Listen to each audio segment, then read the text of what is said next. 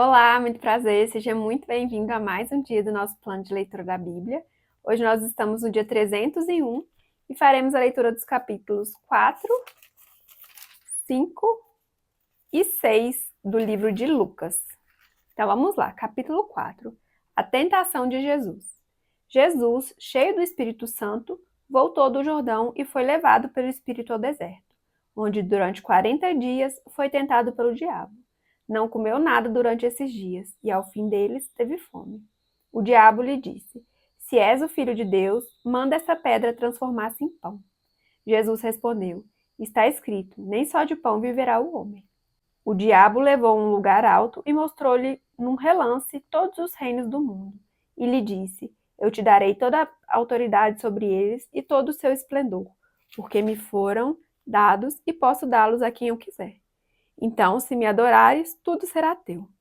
Jesus respondeu: Está escrito: Adore o Senhor, o seu Deus, e só a ele preste culto.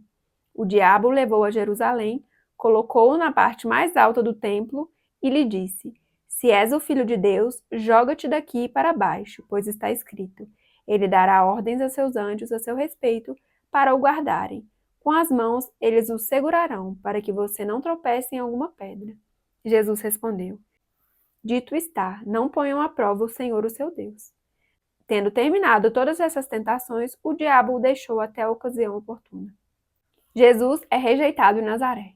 Jesus voltou para a Galiléia no poder do Espírito e por toda aquela região se espalhou a sua fama. Ensinava nas sinagogas e todos os elogiavam. Ele foi a Nazaré, onde havia sido criado, e no dia de sábado entrou na sinagoga, como era seu costume, e levantou-se para ler.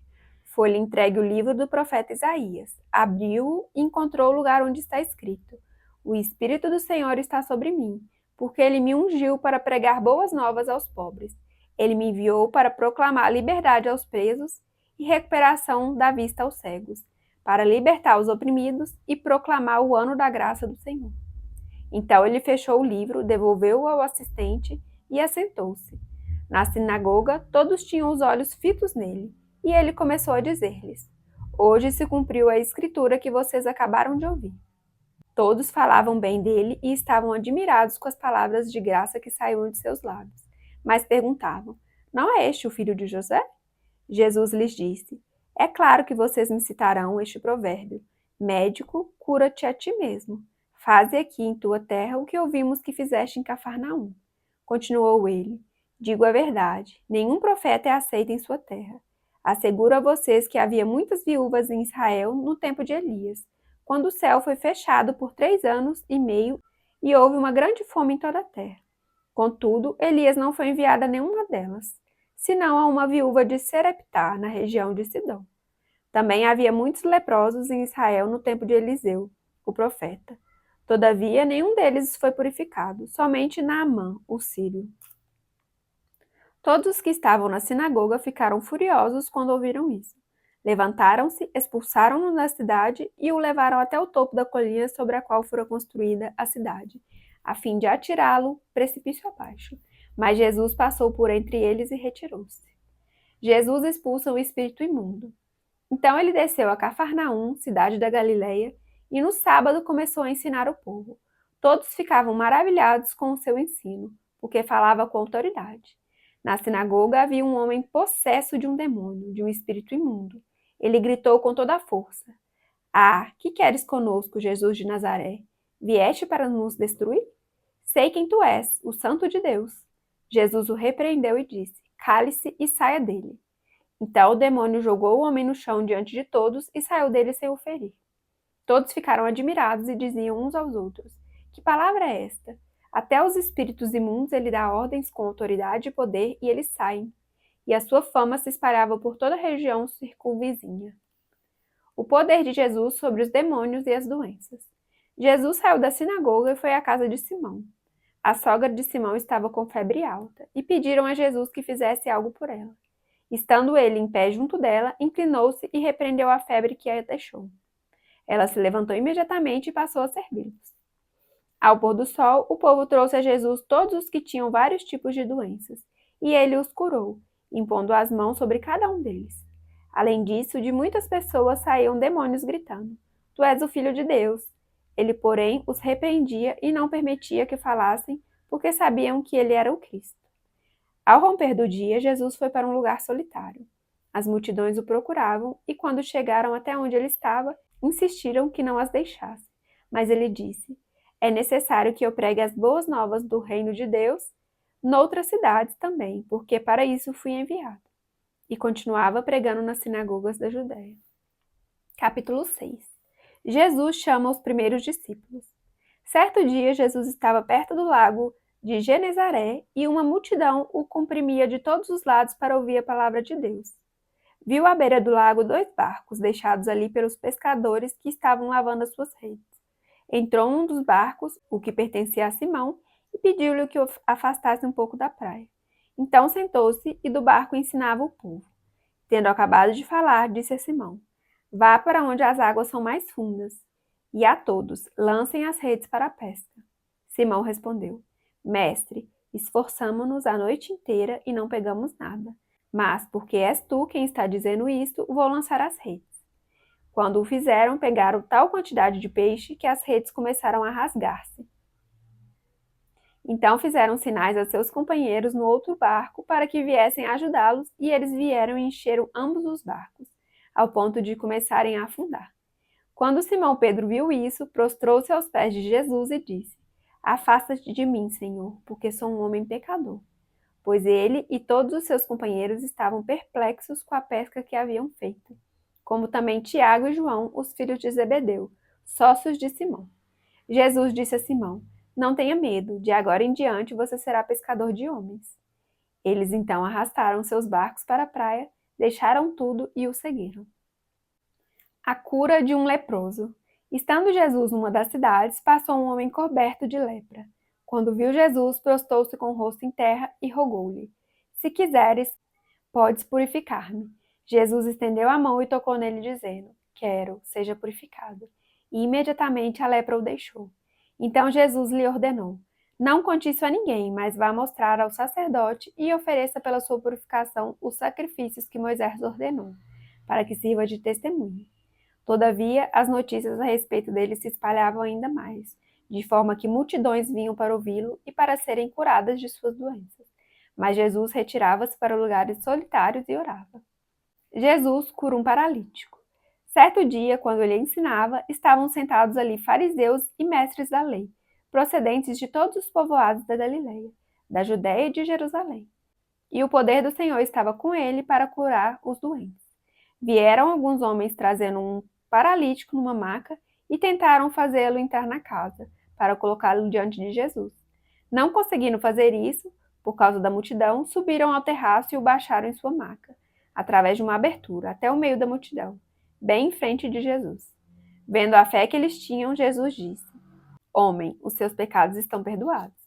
Os fariseus e os mestres da lei começaram a pensar: quem é esse que blasfema? Quem pode perdoar pecados a não ser somente Deus? Jesus, sabendo o que eles estavam pensando, perguntou: por que vocês estão pensando assim? Que é mais fácil dizer: os seus pecados estão perdoados, ou levante-se e ande? Mas, para que vocês saibam que o Filho do Homem tem na terra autoridade para perdoar pecados, disse ao paralítico: eu digo a você, levante-se, pegue a sua maca e vá para casa. Imediatamente ele se levantou na frente deles, pegou a maca em que estivera deitado e foi para casa louvando a Deus. Todos ficaram atônitos e glorificavam a Deus, e cheios de temor diziam: hoje vimos coisas extraordinárias. O chamado de Levi. Depois disso, Jesus saiu e viu um publicano chamado Levi, sentado na coleteria, e disse-lhe: siga-me. Levi levantou-se, deixou tudo e o seguiu. Então Levi ofereceu um grande banquete a Jesus em sua casa. Havia muita gente comendo com eles, publicanos e outras pessoas. Mas os fariseus e aqueles mestres da lei que eram da mesma facção queixaram seus discípulos de Jesus: por que vocês comem e bebem com publicanos e pecadores? Jesus lhes respondeu: não são os que têm saúde que precisam de médico, mas sim os doentes. Eu não vim chamar justos, mas pecadores ao arrependimento. Jesus é interrogado acerca do jejum. E eles lhe disseram: os discípulos de João jejuam e oram frequentemente, bem como os discípulos dos fariseus, mas os teus vivem comendo e bebendo. Jesus respondeu: Podem vocês fazer os convidados do noivo jejuar enquanto o noivo está com eles? Mas virão dias quando o noivo lhes será tirado, naqueles dias jejuarão. Então lhes contou essa parábola. Ninguém tira um remendo de roupa nova e o costura em roupa velha. Se o fizer, estragará a roupa nova. Além do que, o remendo da nova não se ajustará à velha. E ninguém põe vinho novo em vasilha de couro velha. Se o fizer, o vinho novo rebentará a vasilha, se derramará e a vasilha se estragará. Ao contrário, vinho novo deve ser posto em vasilha de couro nova. E ninguém, depois de beber o vinho velho, prefere o novo, pois diz, o vinho velho é melhor. Capítulo 6. O Senhor do Sábado. Certo sábado, enquanto Jesus passava pelas lavouras de cereal, seus discípulos começaram a colher e a debulhar espigas com as mãos, comendo os grãos. Alguns fariseus perguntaram: por que vocês estão fazendo o que não é permitido no sábado? Jesus lhes respondeu: vocês nunca leram o que fez Davi quando ele e seus companheiros estavam com fome?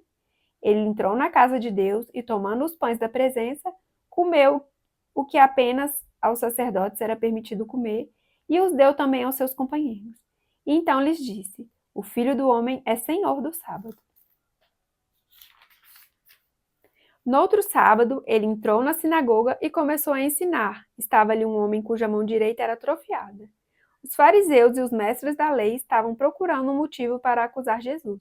Por isso, o observavam atentamente para ver se ele iria curá-lo no sábado. Mas Jesus sabia o que eles estavam pensando e disse ao homem de mão atrofiada: levante-se, venha para o meio. Ele se levantou e foi. Jesus lhes disse: eu pergunto, o que é permitido fazer no sábado, o bem ou o mal? Salvar a vida ou destruí-la?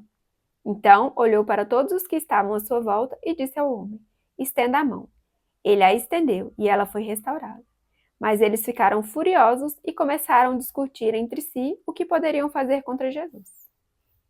A escolha dos 12 discípulos. Num daqueles dias, Jesus saiu para o monte a fim de orar e passou a noite orando a Deus.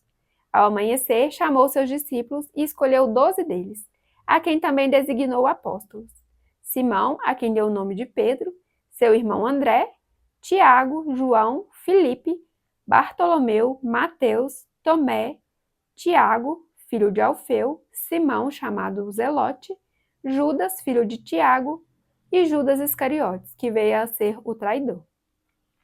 Bênçãos e ais. Jesus desceu com eles e parou num lugar plano. Estavam ali muitos dos seus discípulos e uma imensa multidão procedente de toda a Judéia, de Jerusalém e do litoral de Tiró e de Sidom, que vieram para ouvi-lo e serem curados de suas doenças. Os que eram perturbados por espíritos imundos ficaram curados, e todos procuravam tocar nele, porque dele saía poder que curava todos. Olhando para os seus discípulos, ele disse: bem-aventurados vocês os pobres, pois a vocês pertence o reino de Deus.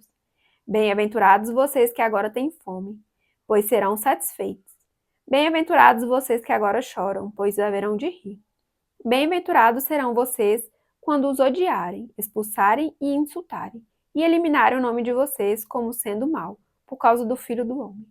Regozijem-se nesse dia e saltem de alegria, porque grande é a sua recompensa no céu, pois assim os antepassados deles trataram os profetas. Mas ai de vocês os ricos, pois já receberam sua consolação. Ai de vocês que agora têm fartura, porque passarão fome. Ai de vocês que agora riem, pois haverão de se lamentar e chorar. Ai de vocês quando todos falarem bem de vocês, pois assim os antepassados deles trataram os falsos profetas. O amor aos inimigos. Mas eu digo a vocês que estão me ouvindo: amem os seus inimigos, façam bem aos que o odeiam, abençoem os que o amaldiçoem, orem por aqueles que o maltratam. Se alguém bater em você numa face, ofereça-lhe também a outra. Se alguém tirar de você a capa, não o impeça de tirar a túnica. Dê a todo aquele que pedir, e se alguém tirar o que pertence a você, não lhe exija que o devolva. Como vocês querem que os outros lhe façam, façam também vocês a eles. Que mérito vocês terão se amarem aos que o amam? Até os pecadores amam os que o amam. E que mérito terão se fizerem o bem àqueles que são bons para com vocês? Até os pecadores agem assim. E que mérito terão se emprestarem a pessoas de quem esperam devolução? Até os pecadores emprestam a pecadores, esperando receber devolução integral. Amem, porém, os seus inimigos. façam-lhes o bem e emprestem a eles, sem esperar receber nada de volta. Então a recompensa que terão será grande e vocês serão filhos do Altíssimo, porque Ele é bondoso para com os ingratos e maus. Sejam misericordiosos, assim como o Pai de vocês é misericordioso. O julgamento ao próximo. Não julguem e vocês não serão julgados. Não condenem e não serão condenados. Perdoem e serão perdoados. Deem e será dado a vocês. Uma boa medida, calcada, sacudida e transbordante será dada a vocês. Pois a medida que usarem também será usada para medir vocês. Jesus fez também a seguinte comparação. Pode um cego guiar outro cego? Não cairão os dois no buraco? O discípulo não está acima do seu mestre, mas todo aquele que for bem preparado será como o seu mestre. Por que você repara no cisco que está no olho do seu irmão e não se dá conta da viga que está em seu próprio olho? Como você pode dizer ao seu irmão, irmão, deixe-me tirar o cisco do seu olho, se você mesmo não consegue ver a viga que está em seu próprio olho? Hipócrita, tire primeiro a viga do seu olho e então você verá claramente para tirar o cisco do olho do seu irmão. A árvore e seu fruto. Nenhuma árvore boa dá fruto ruim, nenhuma árvore ruim dá fruto bom. Toda árvore é reconhecida por seus frutos. Ninguém colhe figos de espinheiros, nem uvas de ervas daninhas. O homem bom tira coisas boas do bom tesouro que está em seu coração, e o homem mau tira coisas más do mal que está em seu coração, porque a sua boca fala do que está cheio o coração. O prudente e o insensato. Por que vocês me chamam Senhor, Senhor, e não fazem o que eu digo? Eu mostrarei com quem se compara aquele que vem a mim, ouve as minhas palavras e as pratica. É como um homem que, ao construir uma casa, cavou fundo e colocou os alicerces na rocha. Quando veio a inundação, a torrente deu contra aquela casa, mas não a conseguiu abalar, porque estava bem construída. Mas aquele que ouve as minhas palavras e não as põe em prática, é como um homem que construiu uma casa sobre o chão, sem alicerces. No momento em que a torrente deu contra aquela casa, ela caiu e a sua destruição foi completa. Finalizamos então a leitura do dia. Muito obrigada pela sua companhia. Fique com Deus e até amanhã. Tchau, tchau.